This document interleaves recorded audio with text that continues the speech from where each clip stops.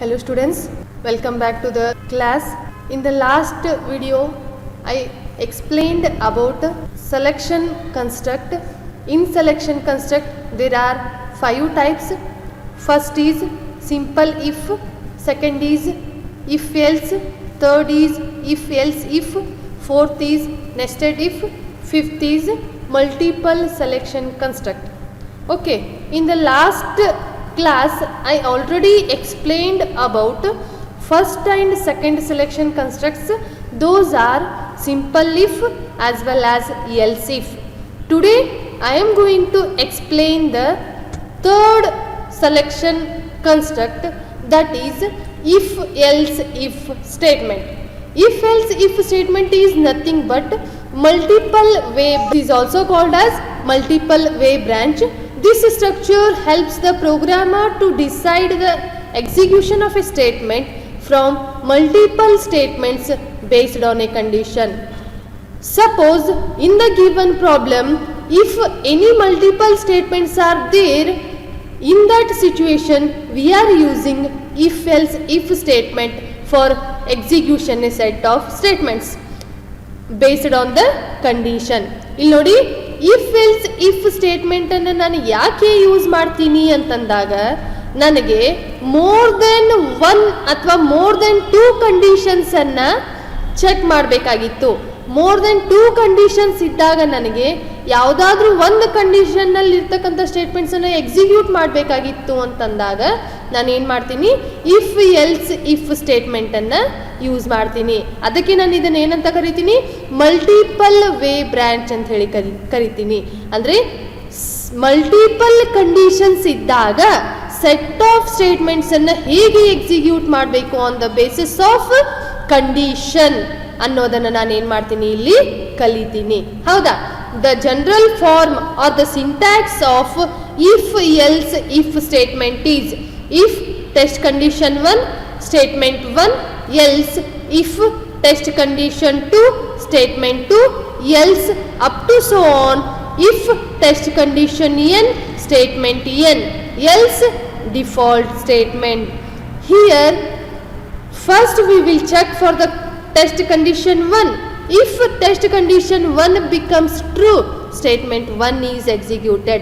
Otherwise the cursor will come to the next part, that is the else part. In else part again the condition is there, that is test condition 2. Check whether the test condition 2 becomes true or false. If test condition 2 becomes true, statement 2 is executed. Otherwise the cursor will come to the else part. In the else part again condition is there, that condition is test condition n. Check for the test condition n. If test condition n becomes true, statement n is executed. Otherwise it will go to the else part. In the else part whichever statements are there, those statements are executed, that is default statement is executed. ಇಲ್ಲಿ ನೋಡಿ, ನಾನು ಏನು ಮಾಡ್ತೀನಿ if else if ಸ್ಟೇಟ್ಮೆಂಟ್ನಲ್ಲಿ ಅಂತಂದರೆ, first ಮೊದಲಿಗೆ ನಾನು if ಕಂಡೀಷನನ್ನು ಹಾಕ್ತೀನಿ. If ಕಂಡೀಷನ್ನಲ್ಲಿ condition 1 ಅಂತ ಹೇಳಿ ತಗೊಂಡಾಗ ಕಂಡೀಷನ್ 1 ನನಗೆ ಟ್ರೂ ಆದರೆ ಏನು ಮಾಡ್ತೀನಿ, ಸ್ಟೇಟ್ಮೆಂಟ್ 1 ಎಕ್ಸಿಕ್ಯೂಟ್ ಮಾಡ್ತೀನಿ. ಕಂಡೀಷನ್ 1 ಫಾಲ್ಸ್ ಆದರೆ ಎಲ್ಸ್ ಪಾರ್ಟಿಗೆ ಬರ್ತೀನಿ. ಎಲ್ಸ್ ಪಾರ್ಟ್ನಲ್ಲಿ ನಾನು ಮತ್ತೆ ಏನು ಹಾಕಿದ್ದೀನಿ, ಮತ್ತೊಂದು ಕಂಡೀಷನನ್ನು ಹಾಕಿದ್ದೀನಿ. ಅಂದರೆ ಕಂಡೀಷನ್ 2 ಕಂಡೀಷನ್ 2 ಹಾಕಿದ್ದೀನಿ. ಆ ಕಂಡೀಷನನ್ನು ಟೆಸ್ಟ್ ಮಾಡ್ತೀನಿ. ಕಂಡೀಷನ್ 2ನ ಟೆಸ್ಟ್ ಮಾಡಿದಾಗ ಕಂಡೀಷನ್ 2 ಟ್ರೂ ಆಗಿದ್ರೆ ಸ್ಟೇಟ್ಮೆಂಟ್ 2 ಎಕ್ಸಿಕ್ಯೂಟ್ ಆಗುತ್ತೆ.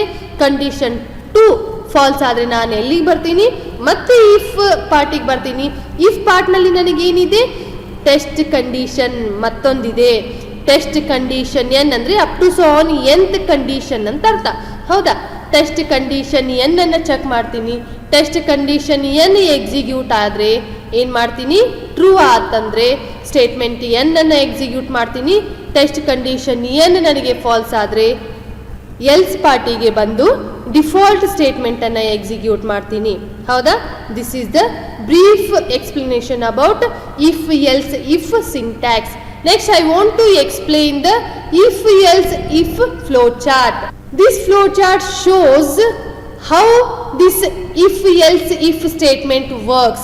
Okay, first start is represented in the oval, conditions are represented in the rhombus, and statements are represented in the form of rectangle, and the connection or continuation is represented in the form of circle, and stop is represented in the oval. Right, first the cursor will come to the start point. Check for the condition number 1. If the condition 1 becomes true, statement 1 is executed. If the condition number 1 false, it will go to the condition number 2. That condition becomes true, statement 2 is executed. If the condition 2 becomes false, it will come to the next condition, that is condition n. Checks for the condition n. If condition n becomes true, statement n is executed. Otherwise, if the condition n becomes false, it will come to the next statement. Okay, and all statements are ended with same part, and it will stop at that time. Okay, means it will come to the next executable line. Right, ಇಲ್ಲಿ ನೋಡಿ, ಮೊದಲಿಗೆ ನಾನು ಏನು ಮಾಡ್ತೀನಿ, start ಮಾಡ್ತೀನಿ. Start ಮಾಡಿದಾದ ನಂತರ condition 1 check ಮಾಡ್ತೀನಿ. Condition 1 check ಮಾಡಿದಾಗ ಅದು ನನಗೆ ಟ್ರೂ ಆಯಿತು ಅಂತಂದಾಗ ಸ್ಟೇಟ್ಮೆಂಟ್ 1 ಎಕ್ಸಿಕ್ಯೂಟ್ ಮಾಡ್ತೀನಿ.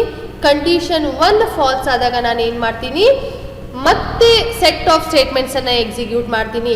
ಆ ಸೆಟ್ ಆಫ್ ಸ್ಟೇಟ್ಮೆಂಟ್ಸ್ ನಲ್ಲಿ ನನಗೇನಿದೆ, ಕಂಡೀಷನ್ 2 ಇದೆ. ಮತ್ತೆ ನಾನು ಏನು ಮಾಡ್ತೀನಿ, ಕಂಡೀಷನ್ 2 ನ ಚೆಕ್ ಮಾಡ್ತೀನಿ. ಕಂಡೀಷನ್ 2 ಚೆಕ್ ಮಾಡಿದಾಗ ಕಂಡೀಷನ್ 2 ಟ್ರೂ ಆದಾಗ ಸ್ಟೇಟ್ಮೆಂಟ್ 2 ನ ಎಕ್ಸಿಕ್ಯೂಟ್ ಮಾಡ್ತೀನಿ. ಕಂಡೀಷನ್ 2 ಫಾಲ್ಸ್ ಆದಾಗ ಮತ್ತೆ ಸೆಟ್ ಆಫ್ ಸ್ಟೇಟ್ಮೆಂಟ್ಸ್ ಅನ್ನ ಎಕ್ಸಿಕ್ಯೂಟ್ ಮಾಡ್ತೀನಿ. ಆ ಸೆಟ್ ಆಫ್ ಸ್ಟೇಟ್ಮೆಂಟ್ಸ್ ನಲ್ಲಿ ನನಗೇನಿದೆ, ಕಂಡೀಷನ್ n ಇದೆ. ಅಗೇನ್ ನಾನು ಕಂಡೀಷನ್ n ಅನ್ನ ಚೆಕ್ ಮಾಡ್ತೀನಿ.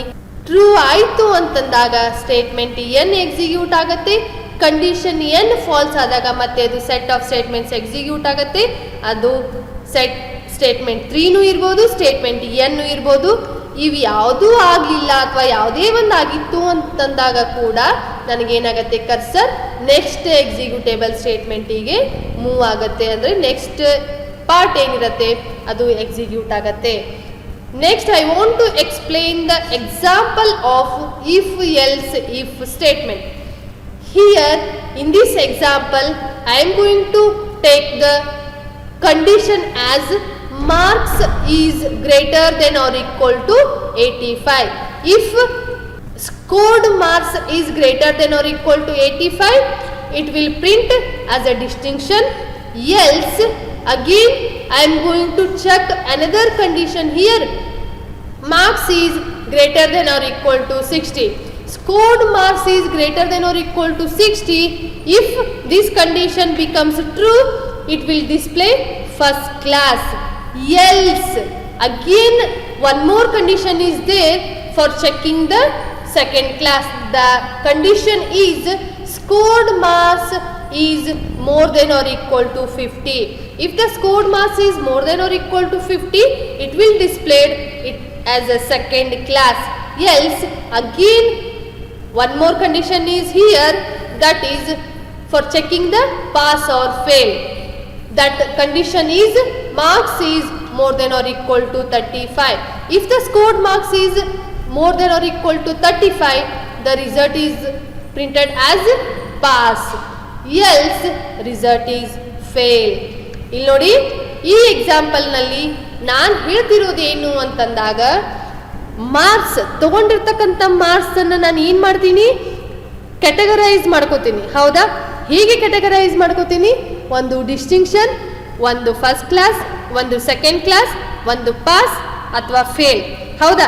ಇದನ್ನು ನಾನು ಹೇಗೆ ಕ್ಯಾಟಗರೈಸ್ ಮಾಡ್ತೀನಿ ಅಂತಂದಾಗ, ತಗೊಂಡಿರ್ತಕ್ಕಂಥ ಮಾರ್ಕ್ಸು 85ಗಿಂತ ಲಾರ್ಜರ್ ಇತ್ತು ಅಥವಾ 85ಗೆ ಈಕ್ವಲ್ ಟು ಇದ್ದಾಗ ಅದು ಡಿಸ್ಟಿಂಕ್ಷನ್ ಅಂತ ಹೇಳಿ ಪ್ರಿಂಟ್ ಆಗಬೇಕು. ಅಥವಾ ತಗೊಂಡಿರ್ತಕ್ಕಂಥ ಮಾರ್ಕ್ಸು 60ಕ್ಕಿಂತ ಅಥವಾ 60ಕ್ಕಿಂತ ಮೇಲೆ ಇರ್ತಕ್ಕಂಥ ಮಾರ್ಕ್ಸು ನನಗೇನಾಗಬೇಕು, ಫಸ್ಟ್ ಕ್ಲಾಸ್ ಅಂತ ಹೇಳಿ ಪ್ರಿಂಟ್ ಆಗಬೇಕು. ಅಥವಾ ತಗೊಂಡಿರ್ತಕ್ಕಂಥ ಮಾರ್ಕ್ಸು 50 ಈಕ್ವಲ್ ಇರ್ಬೋದು ಅಥವಾ 50ಕ್ಕಿಂತಲೂ ಜಾಸ್ತಿ ಇರ್ಬೋದು. ಆ ಕಂಡೀಷನ್ನಲ್ಲಿ ನಾನು ಏನಂತ ಹೇಳ್ತೀನಿ, ಸೆಕೆಂಡ್ ಕ್ಲಾಸ್ ಅಂತ ಹೇಳಿ ಪ್ರಿಂಟ್ ಮಾಡ್ತೀನಿ. ಅಥವಾ ತಗೊಂಡಿರ್ತಕ್ಕಂಥ marks greater than or equal to 35 ಅಂದರೆ 35 ಇರಬಹುದು ಅಥವಾ 35ಕ್ಕಿಂತ ಜಾಸ್ತಿ ಇತ್ತು ಅಂದಾಗ ಪಾಸ್ ಅಂತ ಹೇಳಿ ಪ್ರಿಂಟ್ ಮಾಡ್ತೀವಿ, ಅಂದರೆ ಪಾಸ್ ಅಂತ ಹೇಳ್ತೀವಿ. ಇದು ಯಾವುದೂ ನನಗೆ ಅಪಿಯರ್ ಆಗದೆ ಇದ್ದಾಗ, ಅಂದರೆ ಬಿಲೋ 35 ಮಾರ್ಕ್ಸ್ ಇದ್ದಾಗ ನಾನು ಅದನ್ನು ಏನಂತ ಕನ್ಸಿಡರ್ ಮಾಡ್ತೀನಿ, ಫೇಲ್ ಅಂತ ಹೇಳಿ ಕನ್ಸಿಡರ್ ಮಾಡ್ತೀನಿ. ಗೊತ್ತಾಯ್ತಾ? ಇಲ್ಲಿ ನೋಡಿ ಎಕ್ಸಾಂಪಲ್ನಲ್ಲಿ, if scored marks is greater than or equal to 85, print distinction which is present in the double quotation, so that is printed as it is in the output screen. Else, if that condition becomes false, it will come to the else part. In the else part, set of statements are executed. What are the set of statements in the else part? The set of statements are, first condition is here, that is if marks is greater than or equal to 60. Check again for this condition. If this condition becomes true, print first class. First class is written in the double quotation, so this first class is printed as it is in the output screen. Else, if that condition becomes false, it will come to the else part again. In the else part, how many statements are there? Those statements are executed. In the else part, there are two statements. First statement is only the condition. Okay, again check for that condition. If marks is more than or equal to 50, if this condition becomes true, print second class which is present in the double quotation, so that second class is printed as it is in the output screen. If that condition becomes false, it will come to the else part. In the else part, how many statements are there? Those statements are executed. In else part, how many statements are there? Only two statements are there. Those are, if marks is more than or equal to 35, print pass. If marks is more than or equal to 35, this condition becomes true, print pass is executed. Means pass is present in the double quotation, that is printed as it is in the output screen. Or it will come to the else part. The else part is having only one statement, that is print fail. Fail which is present in the double quotation, so that is displayed as it is in the output screen. ಇಲ್ಲಿ ನೋಡಿ, ನನಗೆ ಯಾವುದಾದ್ರೂ ಒಂದು condition ಮಾತ್ರ apply ಆಗಿ ಒಂದೇ ಒಂದು statement execute ಆಗಬೇಕು. ಅಟ್ ಎ ಟೈಮ್ ನನಗೆ more than one statements execute ಆಗಲ್ಲ. ಯಾಕಂದರೆ ನಾನು ಒಂದು ಹುಡುಗ ಎಕ್ಸಾಮ್ ಬರೆದಾಗ ಅವನದು ಡಿಸ್ಟಿಂಕ್ಷನ್ ಅಂತಾದ್ರೂ ಹೇಳ್ಬೋದು, ಫಸ್ಟ್ ಕ್ಲಾಸ್ ಅಂತಾದ್ರೂ ಹೇಳ್ಬೋದು, ಸೆಕೆಂಡ್ ಕ್ಲಾಸ್ ಅಂತಾದ್ರೂ ಹೇಳ್ಬೋದು, ಪಾಸ್ ಅಥವಾ ಫೇಲ್ ಅಂತಾದ್ರೂ ಹೇಳ್ಬೋದು. ಅಟ್ ಎ ಟೈಮ್ ನೀವೇನಾದರೂ ಪಾಸ್ ಫೇಲ್ ಎರಡೂ ಒಂದೇ ಟೈಮ್ ಹೇಳ್ತೀರಾ? ಇಲ್ಲ.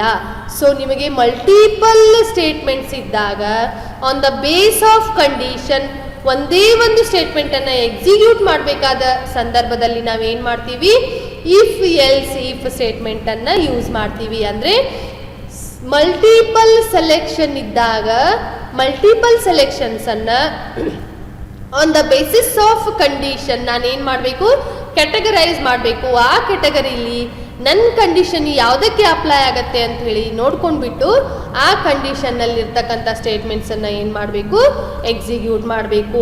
ಅದೇ ನಾನು ಇಲ್ಲಿ ಹೇಳ್ತಿರೋದು. If test condition 1 becomes true, statement 1 is executed, otherwise the cursor will come to the next part, that is the else part. Check for again condition number 2. If the test condition 2 becomes true, statement 2 is executed, otherwise it will come to the else part. Check for the condition number n. If test condition n becomes true, statement n is executed, otherwise cursor will come to the else part. In the else part, default statement is there, so execute that default statement. Right. Now it's the completion of if else if statement or multiple way branch. In the next class I am going to explain the next selection construct. Okay, thank you.